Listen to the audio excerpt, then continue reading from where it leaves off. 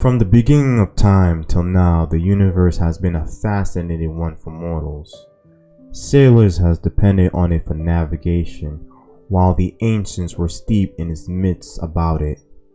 Nations have rivaled one another to discover it, but we as Christians, we are in awe of the one who created it, and the momentous event that will soon take place in it. Psalms 19 proclaims, "The heavens declare the glory of God, and the firmament showeth his handiworks. Day unto day uttereth speech, and night unto night showeth knowledge. There is no speech nor language which their voice is not heard. Their line is gone out through all the earth, and their words to the ends of the world. In them hath he set a tabernacle for the sun, which is a bridegroom coming out of its chamber, and rejoicing as a strong man to run a race. His going forth from the ends of the heaven, and his circuit unto the ends of it, and there is nothing hid from the heat thereof." If we move 500 miles south of Cairo, we will find on a desolate plain in the eastern region of the Sahara Desert the mysterious archaeological site known as Nabta Playa. Discovered by a team of scientists in 1974, researchers believe the stones scattered here were once part of a vast ritual center for ancient civilization that thrived from 6400 to 3400 BC, just before the rise of the Egyptians. But Nabta Playa is different. It wasn't a settlement. One of the centerpieces is a circle that has been called the mini Stonehenge of the desert. For more than 3 decades, this circular stone structure and its intricate alignment to the stars of the Orion constellation have baffled archaeologists. The builders of Nabta Playa seem to be aware of a level of physics and understanding of mathematics that allowed them to build these structures in relation to the Orion constellation. Robert Bauval and astrophysicist Thomas Brophy have studied this configuration of this mysterious monument for more than 10 years. In their book Black Genesis, they suggest the stone circle is a star viewing diagram that aligns with the belt stars of Orion at the summer solstice. The calendar circle is the smaller stone arrangement, and the calendar circle represents a diagram that teaches how the sky moves long term.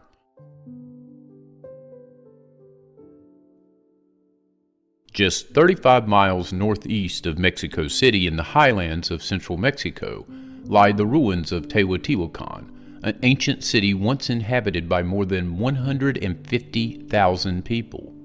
Researchers believe the impressive structures here, including 2 large pyramids and a temple, were built in the 2nd century BC, and like the Egyptian pyramids of Giza, the monuments point directly to the 3 stars of Orion's belt. The city was one of the largest in the world at its peak, with an approximate population of 150 to 200,000 people. Although the city predated them by several centuries, it was the Aztecs who gave it the name Teotihuacan, meaning the place of the gods, as they believed that it was the place where the current world was created. The construction of Teotihuacan was attributed to the Quinametzian giants, a race of giants who populated the world during the previous era and whose survivors were hidden in those days. The Quinametzian were created during the era of the Son of Rain, and their rule ended when Quetzalcoatl made rain fire and the Quinametzian burned to death. Like many sacred sites from the ancient world, the observatories, pyramids, and structures at Teotihuacan are constructed according to celestial alignments. The complex at Teotihuacan contains 3 pyramids, 2 larger and 1 smaller, boasting a similarity to the layout of the pyramids at Giza and forming another correlation to the belt of Orion. The Pyramid of the Sun is said to be aligned with the Pleiades, another constellation of great importance that is often connected to the constellation of Orion. Also, what is incredibly interesting is that the pyramids in Teotihuacan reflect the position of computer chips. The city layout resembles a computer circuit board with 2 large processor chips. The Pyramid of the Sun and the Moon are connected by the long Avenue of the Dead that runs from the north to the south. There is another avenue of equal length that runs from east to west. Along the avenue there are a series of open courtyards with small platforms. The courtyards are 475.72 feet or 145 meters wide.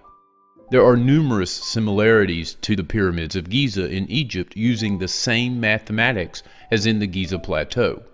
The base of the Great Pyramid and the one of the Sun in Mexico measures 750 square feet. The Pyramid of the Sun is exactly half as tall as the Pyramid of Giza.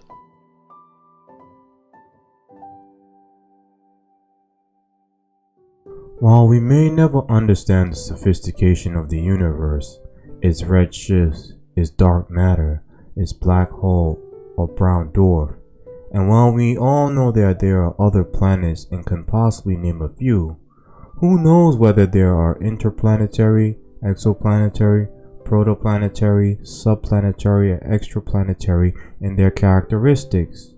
No matter how many continents your travelogue may boast, Orion, Pleiades, Arcturus must remain on your bucket list till the day of your wing fitting.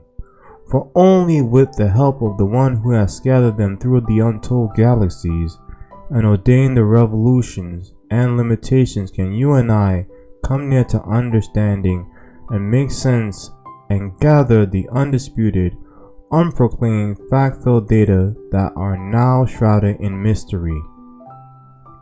However, while it may take eternity for our transformed minds to fathom the intricacies of God's creative realm, one thing that has not been obscure from us or taken light years for us to download into our conscious recesses is the purpose for which they exist: to declare the awesomeness of God and to magnify His splendor and exalt the work of His hands.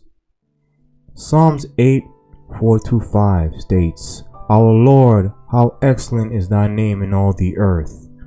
Who has set the glory above the heavens? When I consider the heavens and work of thy fingers, the moon and the stars, which thou hast ordained, what is man that thou art mindful of him?